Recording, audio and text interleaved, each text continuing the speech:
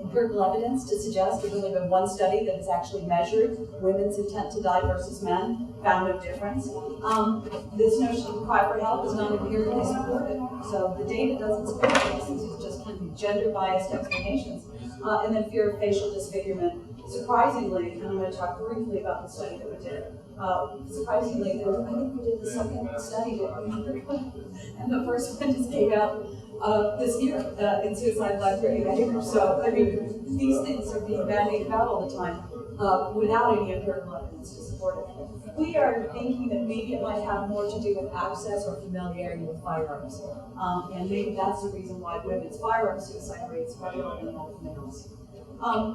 And so one of the things that we've done recently is test this notion of what we call the vanity hypothesis, which essentially is women are so concerned about our figure, our face, and mutilating the body that, and so we're testing that in one of our papers that we have now. I don't know if you guys can see these numbers, it's a little small. The bottom line is that if you look across this is true. The literature has shown this over and over again. But basically, when it comes to firearm suicide, in our sample anyhow, Summit County, males were about 52% of them committed suicide. These are completed suicides, remember. Committed suicide with firearm, women 38%. And in contrast, if you look at poisoning is drugs, pills. Men, only 7% of men committed suicide by poisoning versus 22% of women. We did some coding and I looked at things like disfigurement to see if there were some differences, and we do show that there are differences. Disfigurement was firearm to the head, jumping from height, setting yourself on fire, putting yourself in front of a motor vehicle or a train. I think that was it. Saying also like stuff like that. Right, that's what that is.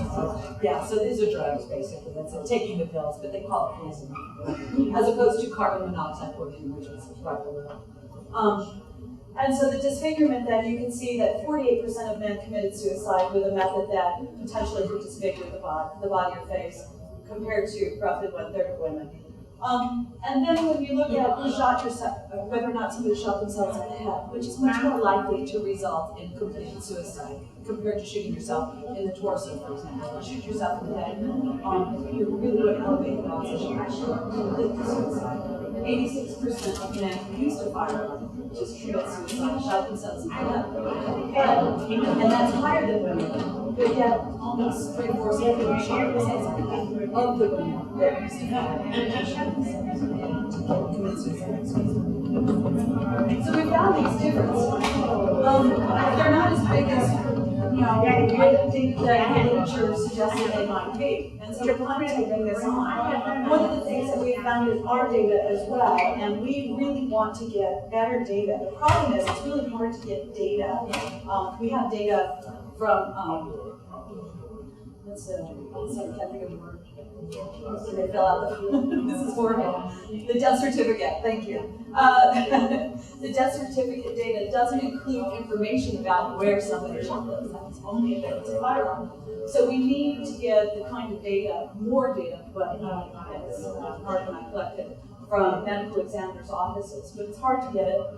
It's not easily available. We spent hundreds and hundreds of hours, graduate student hours mostly, coding that data. It's a lot, and it was expensive to collect the data as well. But in our data, we did find some age effects, which we think are a little troubling here. So, for example, the firearm suicide rate in our data for women remained consistent over the age groups. However, what we saw was that there was no statistical difference between men and women under 30 because young men were beginning to use pills. So the younger men are more likely to use poisoning drugs. And we think that this might have something, perhaps, we've got a lot to do and more data to collect, but this might be reflective of a drug-taking culture. So we have some way to go. Is that consistent over time, so that you can say that this is a cohort effect, not a life course effect? No, we don't know that. That's the problem. See, we Sure. only have 10 years of data, and that's why I'm saying this is really premature. We're thinking maybe, but we need more data before we can go. So these are ideas that we have in anything else. And just in our, so we only have 10 years.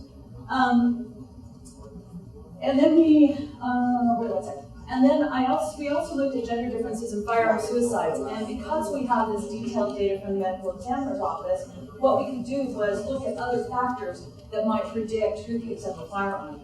And what we found is that gender differences in firearm suicides kind of were really mediated by prior attempts. Women have much higher rates of prior attempts, and women who had prior attempts were more likely than women that didn't have prior attempts to actually pick up a gun and shoot themselves in the head. So they figured out how to do it. They figured out that the first method didn't work.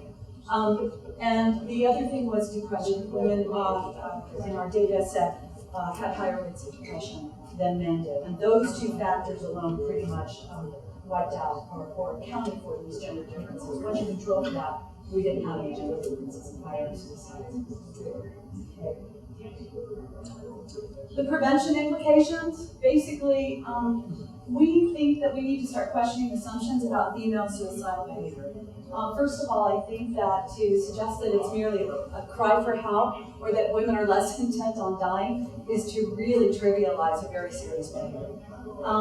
And the role of firearms in suicide it's the most prevalent mode of suicide for both men and women. Women's rates are still lower than men's, but it's still the #1 rate for women. The growing use of prescription and illegal drugs in male suicides, we don't know if this is going to be something that we're going to continue to see or not, but it's something that we want to investigate.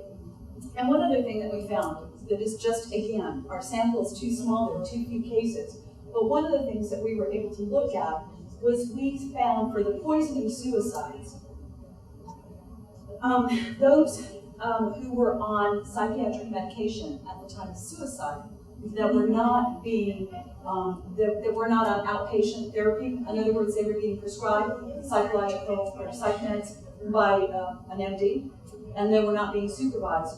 That their rates of suicide by poisoning were 4 times higher than people who had psych medication but yet received some sort of outpatient counseling.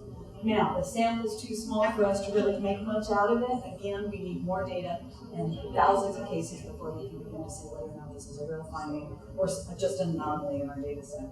But again, it makes kind of sense if you think about it. And the implications for that, I think, are enormous when you think about how we deliver medicine in today's world. Our future studies, we have lots of things that we want to do. We have some access to some really great data now that we can start to look at it. Ad health data, which is now going to be on its 4th wave, and they have young adults now, and Mark and I are going to be looking at some of these other factors. We want to broaden it, so we're looking at more than just psychological factors. We want to look at things like social support networks in terms of suicide ideation and attempts, especially in adolescents and young adults, and Carolyn will speak to that growing problem. And what we want to look at is how some of these contextual variables that we really haven't discussed, but as sociologists we're really interested in contextual variables.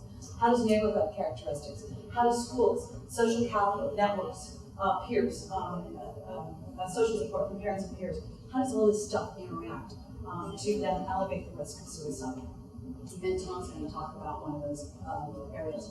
And then another study we're going to look at down the road is correlates of homicide and suicides, because that appears to be something that is a very understudied problem. Yes.